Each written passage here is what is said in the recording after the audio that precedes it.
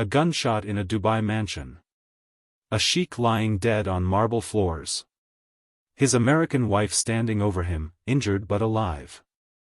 And a secret so explosive, it would shake two nations and expose the deadly cost of living a lie. But here's what will haunt you: this wasn't a crime of passion. This wasn't a sudden snap of rage. This was the inevitable conclusion to a marriage built on deception, where trust was weaponized, and secrets became lethal. Have you ever trusted someone completely, only to discover they were hiding something that could destroy you? Have you ever watched a relationship that looked perfect from the outside, only to learn it was rotting from within?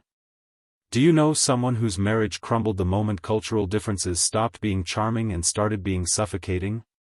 Here's the brutal reality. Sheikh Omar Al Mansour, a 50-year-old member of one of Dubai's most powerful families, married Isabella Carter, a 34-year-old American woman from Atlanta. To the world, they were the perfect fusion of East meets West, tradition embracing modernity, wealth meeting sophistication. But behind the gates of their luxurious villa, a different story was unfolding. One involving underground crime networks, stolen business secrets, and a betrayal so profound that it could only end one way: in death. What Omar discovered about Isabella in the days before he died wasn't just shocking, it was the kind of revelation that shatters everything you thought you knew about someone. And what the investigation uncovered after his death exposed a web of lies so intricate, so carefully constructed, that even those closest to them never saw it coming. But before we dive into this tragedy, I need something from you. If you're someone who values truth, who wants to understand the dark realities hiding behind perfect Instagram posts and elite society galas, then you need to subscribe to this channel right now. Because stories like this, stories that expose what happens when wealth, power, and secrets collide, don't tell themselves. Your subscription keeps these investigations alive. It ensures that the uncomfortable truths people don't want to hear continue to be told. And if you're not going to subscribe, I genuinely want to know why. Comment below and tell me what's holding you back. Is it apathy? Skepticism? The belief that these stories don't matter? Let's have that conversation. Now, let me take you into the world of Sheikh Omar Al Mansour and Isabella Carter, a world where love turned to suspicion, where marriage became a battlefield, and where the ultimate price was paid in blood. Sheikh Omar Al Mansour wasn't just wealthy, he was legacy. Born into the Al Mansour family, one of Dubai's most respected dynasties, Omar inherited not just money but influence that stretched across continents. His family's fortune was built on generations of oil wealth, strategic real estate investments, and business ventures that touched everything from luxury hotels to international shipping. At 50, Omar commanded rooms with his presence. He was educated at Oxford, fluent in 4 languages, and moved effortlessly between Dubai's traditional royal circles and the modern world of global finance. He was a man who understood power, how to wield it, how to maintain it, and how to protect it at all costs. His marriage to Isabella Carter was unexpected, even controversial in some circles. Isabella was everything Dubai's conservative elite didn't typically embrace: American, outspoken, independent. But she was also undeniably captivating. Isabella grew up in Atlanta, Georgia, in a middle-class family that valued education and ambition. She earned her degree in international relations, worked her way into the world of high-profile philanthropy, and by her early 30s had become a fixture at charity galas and humanitarian conferences across Europe and the Middle East. She was intelligent, stunning, and possessed a charisma that made her impossible to ignore. They met at a charity gala in London, one of those glittering events where the world's elite gathered to write checks and network. Omar was there representing his family's foundation. Isabella was coordinating the event. Their connection was immediate and intense. Within 6 months, they were married in a ceremony that made international headlines. Western media celebrated it as a modern fairy tale, a progressive sheikh choosing love over tradition. Middle Eastern outlets praised it as a symbol of cultural bridge building. Everyone had an opinion, and almost all of them were positive. Isabella adapted quickly to her new life, or at least appeared to. She learned Arabic with impressive speed, dressed in elegant abayas for public events while maintaining her Western wardrobe in private, and navigated Dubai's complex social hierarchy with grace. To friends and family, she seemed like the ideal modern sheikah, respecting tradition while bringing a fresh, international perspective. But those closest to the couple noticed cracks forming beneath the polished surface. Isabella struggled more than she admitted. The constant scrutiny, the rigid social expectations, the loss of personal freedom, it wore on her. Friends who visited from Atlanta noticed changes in her personality. She seemed more guarded, more careful with her words, more aware of being watched. Omar, meanwhile, was dealing with his own pressures. His family had accepted Isabella publicly but remained skeptical privately. There were whispers about whether an American woman could truly understand the weight of the Al Mansour name, whether she could be trusted with the family's secrets and business interests. The cultural differences that had seemed charming during their courtship became sources of tension in their marriage. Isabella wanted autonomy, Omar needed control. She valued transparency, he operated in a world where discretion was survival. She pushed for equality, he existed in a hierarchical society where roles were clearly defined. For the first year, they managed to keep these tensions private. But marriages don't fail overnight, they erode slowly, one unspoken resentment at a time, one cultural misunderstanding at a time, one betrayed expectation at a time. And beneath all of this, something else was happening. Something neither of them was talking about. Something that would eventually destroy them both. Here's what I need you to understand, every relationship you see that looks perfect from the outside has struggles you can't see. Every couple posting happy photos on social media is dealing with issues they'll never share publicly. The question isn't whether problems exist, it's whether people address them honestly or let them fester until they explode. Think about the relationships in your own life. Think about the facades you've seen crumble. Then drop a comment below sharing your thoughts. Have you ever discovered that a perfect relationship was actually falling apart? What did that teach you? Your engagement, your willingness to share and connect, that's what makes this community powerful. Don't just watch. Participate. The shift from contentment to suspicion didn't happen all at once. It started with small things, the kind of details that seem insignificant until you look back and realize they were warnings. Omar began noticing inconsistencies in Isabella's schedule.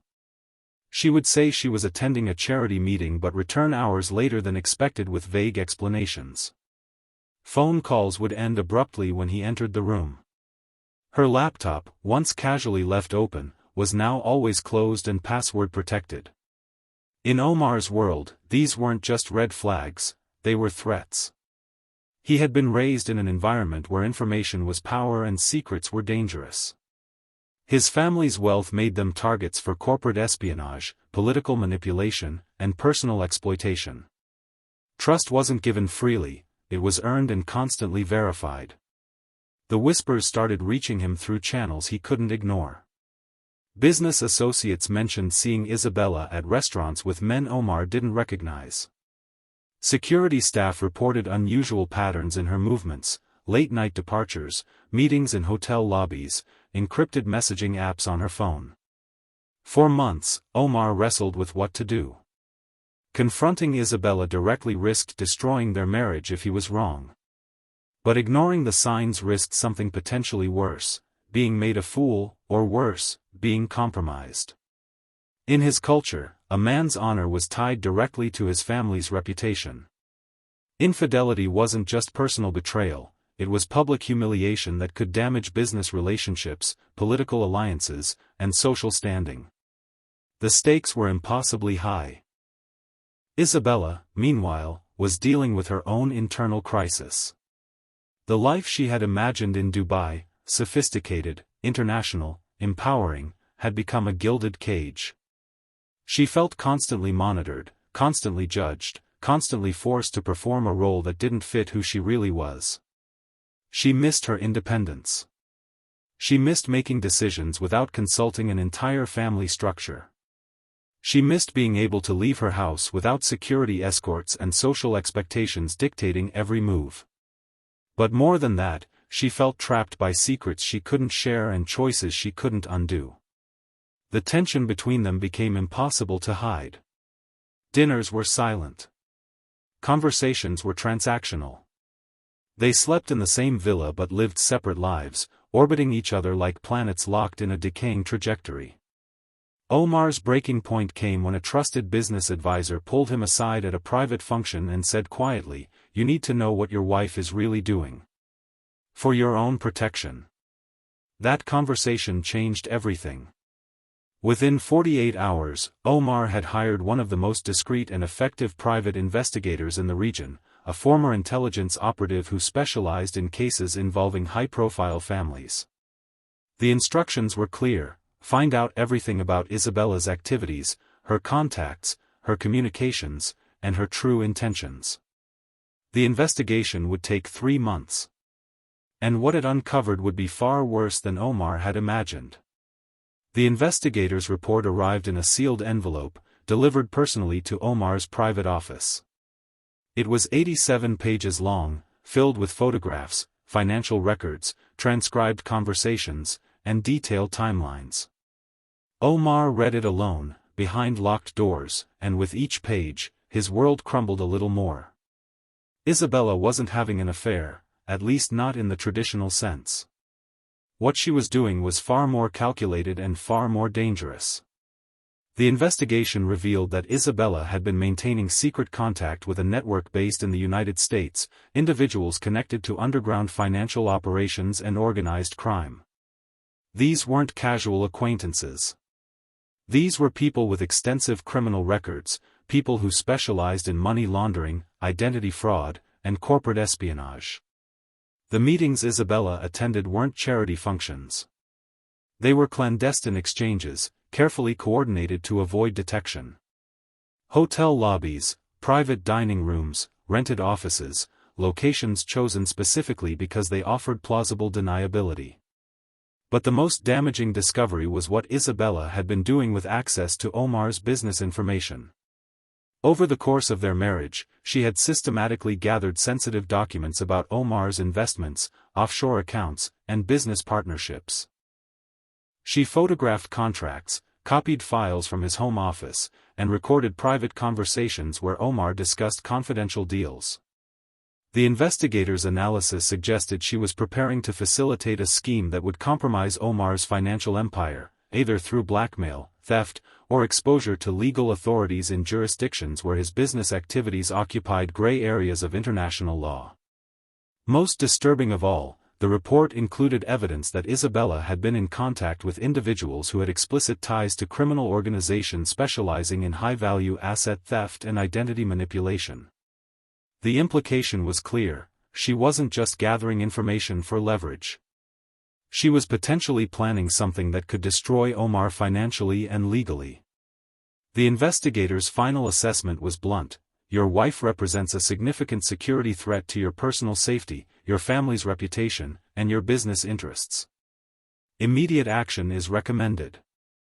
Omar sat in his office for hours after reading the report, staring at photographs of Isabella meeting with people whose backgrounds read like criminal rap sheets. The woman he had married, the woman he had trusted with his life and his family's legacy, had been systematically betraying him from the beginning. The questions multiplied in his mind: had she ever loved him, or had this always been a con? Was their entire relationship a carefully constructed operation? How much had she already stolen or compromised? Who else was involved? But beneath the anger and betrayal, there was something else: fear. Because if Isabella was connected to the kind of people the report described, then confronting her wasn't just about saving his marriage, it was about protecting his life. Omar made copies of the report and secured them with his lawyers and trusted family members. He updated his will. He increased security around his properties. And then he prepared for the confrontation that would change everything. Now here's what I need you to understand: this story isn't just about a sheik and his wife. It's about the danger of secrets in relationships, about the risk of trusting people before truly knowing them, about the devastating consequences when love is weaponized. If this story is making you think about trust differently, if it's making you question how well you really know the people in your life, then I need you to do something. Subscribe to this channel, because stories like this, stories that expose the dark truths people hide, need to be told. And if you won't subscribe, comment below and tell me why. What's stopping you from supporting content that pulls back the curtain on what the powerful and privileged don't want you to see? Let's have that honest conversation. Omar chose to confront Isabella in the privacy of their villa, away from staff and security. It was late evening when he called her into his study. The investigator's report spread across his desk like evidence at a trial. Isabella entered with her usual composure, but her expression shifted the moment she saw the documents. She knew immediately what they were. "Sit down," Omar said quietly. His voice was controlled, but the rage beneath it was unmistakable. What followed was an explosion of accusations, denials, and desperate explanations. Omar methodically presented the evidence, the photographs, the financial records, the documented meetings with known criminals. He asked questions he already knew the answers to, watching her scramble for explanations that made sense.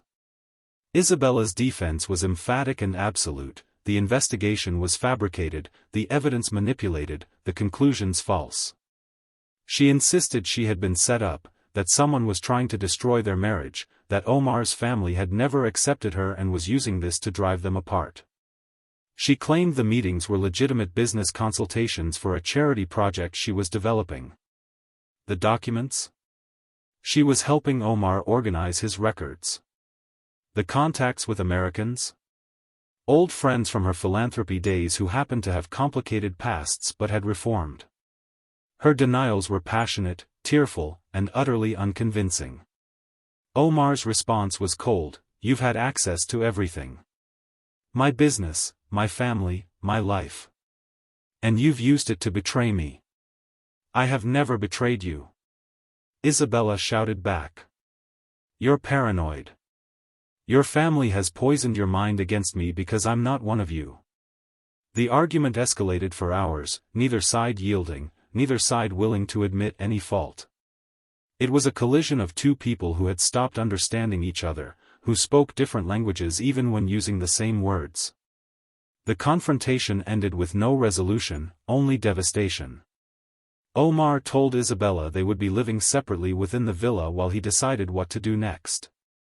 Divorce in his world wasn't simple. It involved family councils, legal negotiations, and potential public scandal. But continuing the marriage was impossible. In the days that followed, their home became a war zone of silence. They communicated only through lawyers and written messages. Omar moved into a separate wing of the villa and hired additional security to monitor Isabella's movements. He restricted her access to his offices and financial accounts.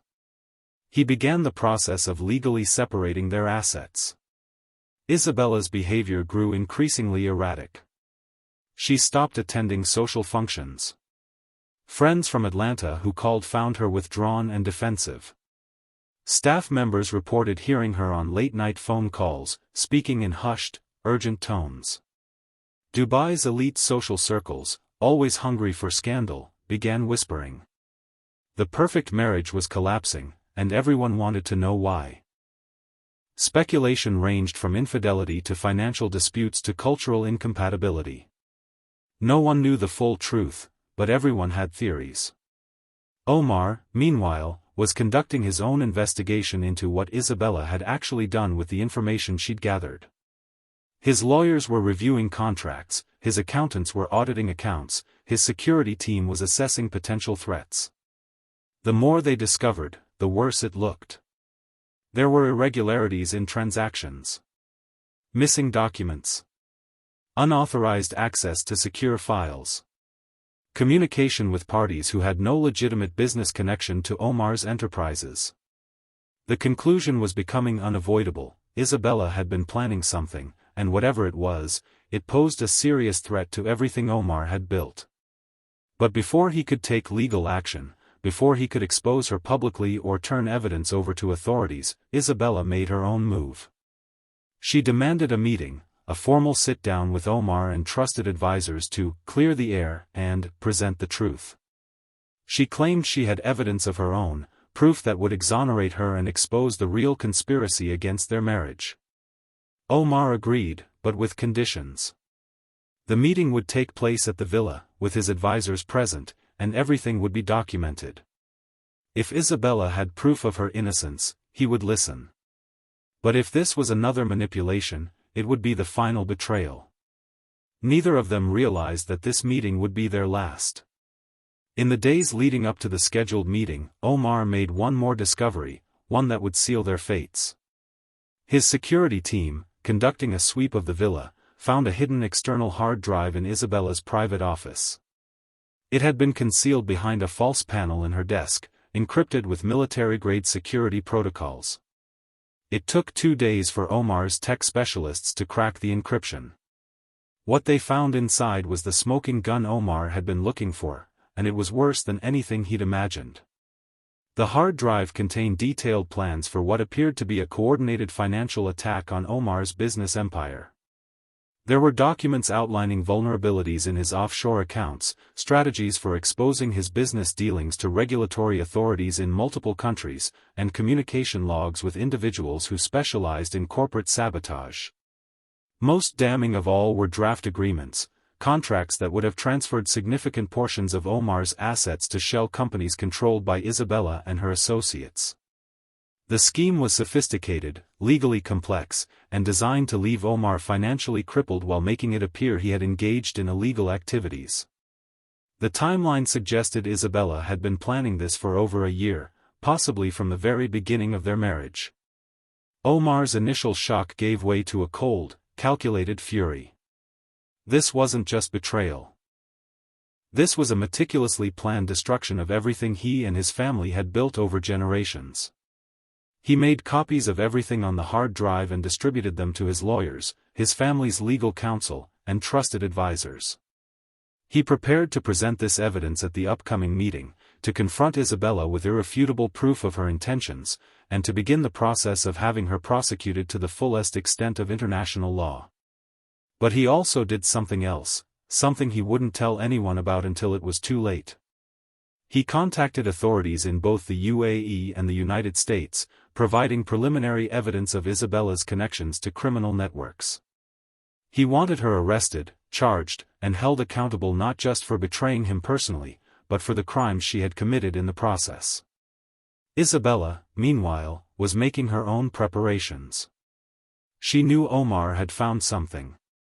She could see it in the way security had tightened around the villa, in the way his lawyers were suddenly everywhere, in the cold finality of his communications. The meeting he had agreed to wasn't going to be a conversation, it was going to be an ambush. She reached out to her contacts in the United States, seeking advice, seeking escape routes, seeking any way out of the trap that was closing around her. The responses she received were not comforting. She was told to cooperate, to negotiate, to find a way to minimize the damage. But Isabella wasn't interested in minimizing damage. She was interested in survival. On the evening of May 28, as the sun set over Dubai and the city's lights began to glow against the desert sky, both Omar and Isabella prepared for the meeting that would determine their futures. Omar assembled his advisors in the villa's formal sitting room, his personal lawyer, his family's legal counsel, and 2 trusted business partners who had known him for decades. The evidence was organized, the strategy was clear, and the outcome seemed inevitable. Isabella arrived alone, carrying a leather portfolio that she claimed contained her own evidence. She looked composed, but those who knew her could see the tension in her shoulders, the tightness around her eyes, the way her hands trembled slightly as she set down her bag. The meeting began formally, with Omar's lead attorney outlining the purpose, to review evidence of misconduct and discuss potential legal remedies. Isabella was given the opportunity to present her defense. She started calmly, reiterating her claims of innocence, insisting she had been framed. But as Omar's attorney began presenting the evidence from the hard drive, the financial schemes, the communications with criminals, the plans to destroy his empire, Isabella's composure cracked. "You don't understand," she shouted, standing abruptly. "You've never understood. This was never about money, this was about survival." "Survival?" Omar's voice was ice. "You married into one of the wealthiest families in the region. You wanted for nothing. What survival are you talking about?" "Survival from you." Isabella's voice broke. "From this life, from these expectations, from being trapped in a world where I have no power, no voice, no freedom." The room fell silent. Everyone present understood they were witnessing something far more complex than simple financial crime. This was a collision of two people whose fundamental worldviews were incompatible, whose marriage had been doomed from the start. But before anyone could respond, before the meeting could de-escalate or reach any kind of resolution, everything went wrong. Here's what you need to ask yourself: when two people reach a point where they see each other as threats rather than partners, where survival instinct overrides everything else, what happens next? And more importantly, could you recognize that moment in your own relationships before it's too late? Drop a comment below with your thoughts. Have you ever been in a situation where a relationship became about survival rather than love? What did you do? Your voice matters here. Your experience matters. Don't just watch this story unfold, engage with it. What happened next unfolded in seconds, but those seconds would be analyzed, debated, and questioned for months afterward. The argument between Omar and Isabella escalated beyond the control of anyone in the room. Accusations became threats. Threats became physical positioning. Isabella moved toward the door, saying she was leaving, that she wouldn't be part of this show trial. Omar moved to block her, insisting she would answer for what she'd done. The advisors in the room tried to intervene, tried to create space between them, but the situation had its own momentum now, 2 years of resentment, betrayal, and cultural collision compressed into a single moment of confrontation. Someone shouted. There was a crash as furniture was knocked aside. And then Isabella reached into her bag. Later, forensic analysis would show that Isabella had brought a .38 caliber handgun to the meeting, a weapon she had purchased illegally months earlier through contacts in her underground network. Whether she brought it for protection or with premeditated intent would become the central question of the trial that followed.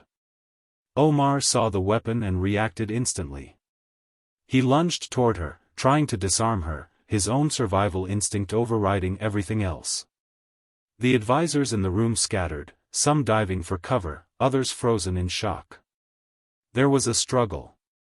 Both of them were fighting for control of the gun, their hands tangled together, the weapon waving dangerously between them. And then it fired. The sound was deafening in the enclosed space, a sharp crack that seemed to freeze time itself. Omar staggered backward, his hand going to his chest. Blood spread across his white dishdasha, dark and spreading fast. He looked at Isabella with an expression that wasn't anger or hatred, but something closer to disbelief, as if even in this moment, he couldn't quite accept that it had come to this. He collapsed to the floor, his body hitting the marble with a sound that everyone in the room would remember for the rest of their lives. Isabella stood there, the gun still in her hand, her face a mask of shock. She looked at Omar's body, then at the weapon, then at the advisors who were staring at her in horror. He tried to, she started, but her voice failed. I didn't mean. One of the advisors was already on his phone, calling for emergency services and security.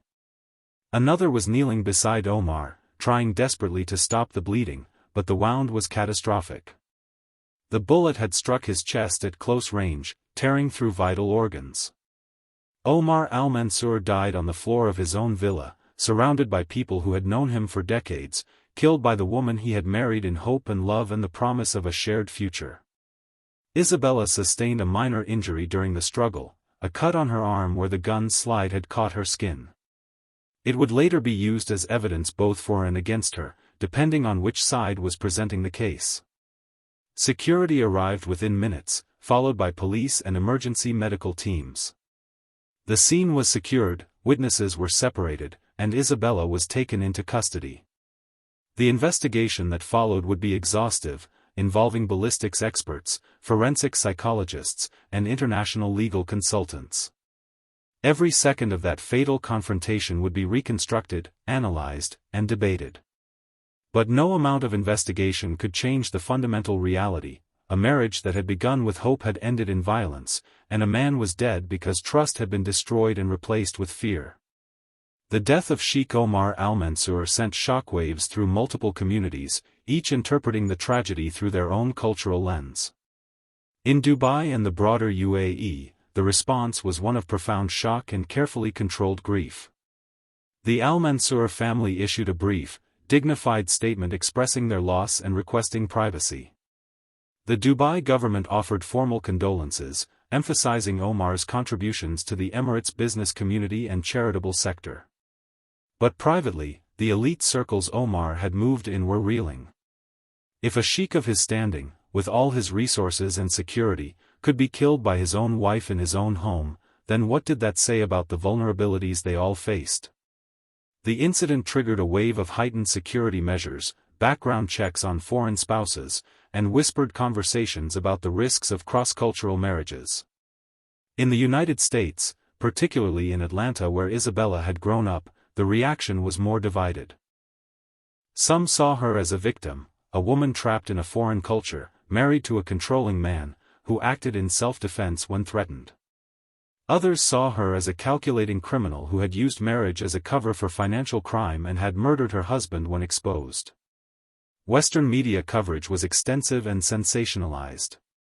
Headlines ranged from "American Woman Kills Dubai Sheikh in Self-Defense" to "Gold Digger's Deadly Scheme Exposed." Cable news programs debated cultural differences, women's rights in the Middle East, and the dangers of international marriages. Everyone had an opinion, and almost none of them had all the facts.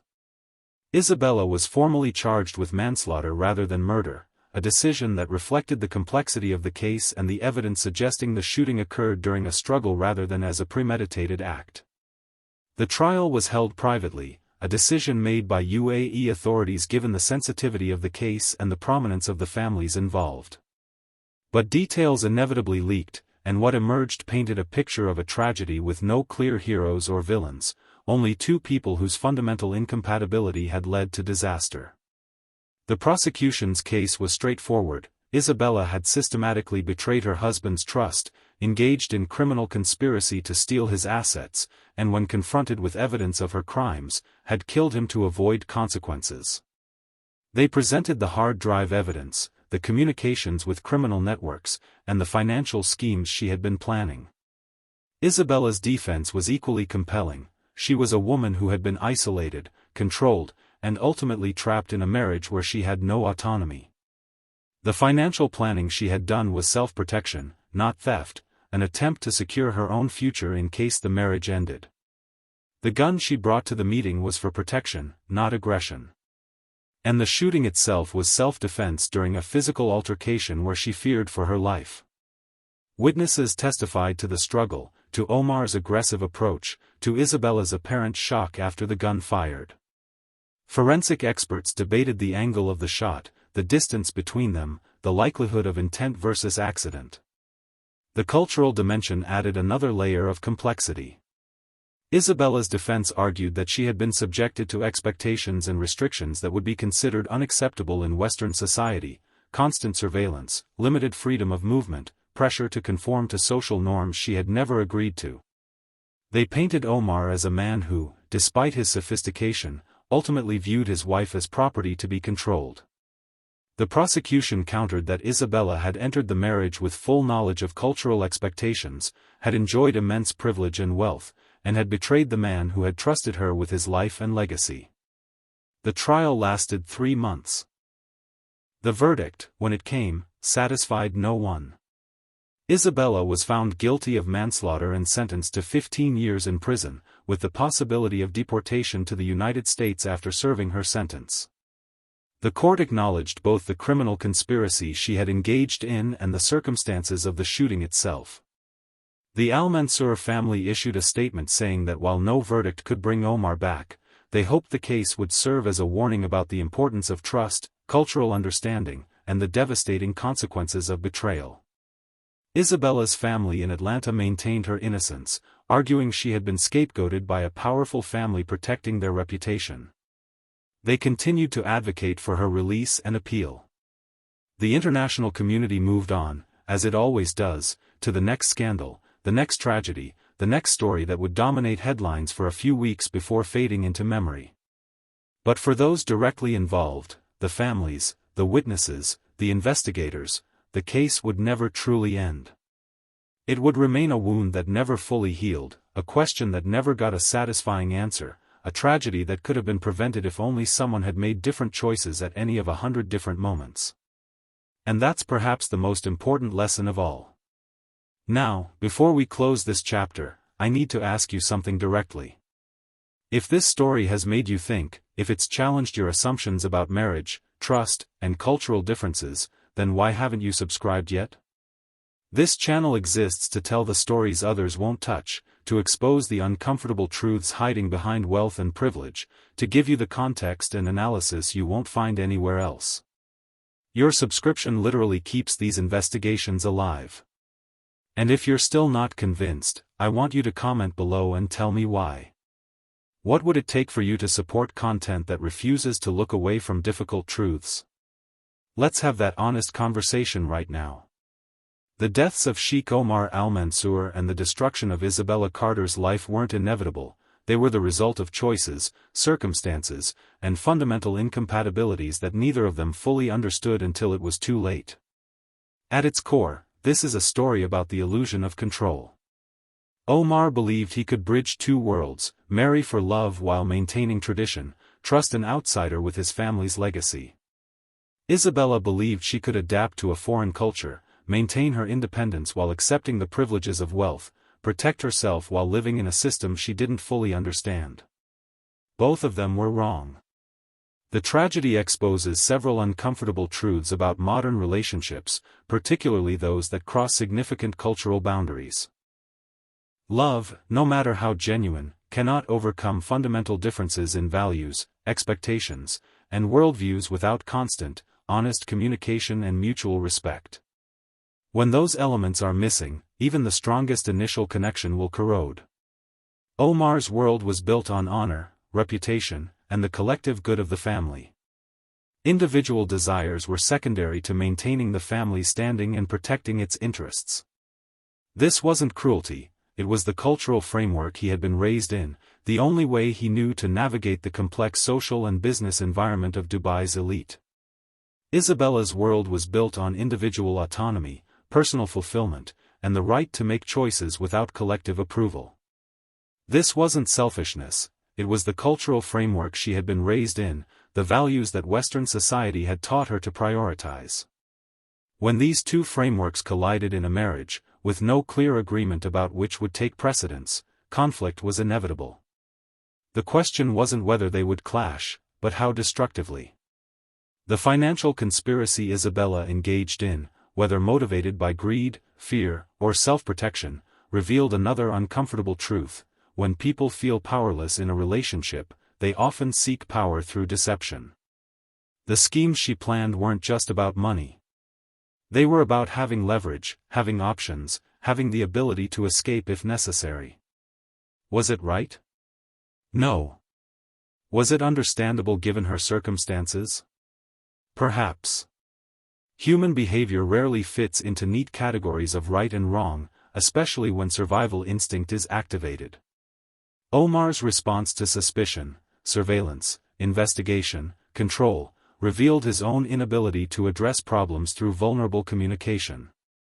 Rather than having difficult conversations about their failing marriage, he chose to gather evidence, to build a case, to approach the relationship as a security threat rather than a partnership in crisis. Was it wrong? Not in his cultural context. Was it effective? Clearly not, since it led directly to the confrontation that killed him. The broader lesson here is about the danger of secrets in relationships. Every secret is a small bomb waiting to detonate. Every deception, no matter how justified it seems in the moment, creates distance and mistrust. And when enough of those bombs accumulate, eventually something will trigger them all at once. This story should also make us question our assumptions about wealth and privilege. We see the mansions, the designer clothes, the international travel, and we assume that people living that life have everything figured out. But wealth doesn't solve human problems, it just makes them more expensive and more complicated. Omar and Isabella had every material advantage, every resource, every opportunity to address their problems constructively. But they still ended up in a scenario where one of them died and the other went to prison. Because the problems they faced weren't about money, they were about trust, communication, cultural understanding, and the willingness to be vulnerable with each other. For those of us watching from the outside, the lesson is clear: question everything you see on social media, in elite society, in the carefully curated lives of the wealthy and powerful. Behind every perfect image is a human being dealing with the same fundamental struggles we all face, just with higher stakes and fewer people they can trust. And perhaps most importantly, this story is a reminder that violence is never the answer, but it's often the result when people feel they have no other options.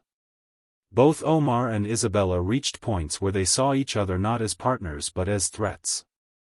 Once that transformation happens, once fear replaces love, tragedy becomes almost inevitable. So what do we take from this? Drop your response in the comment below and subscribe to this channel for more real-life inspired stories.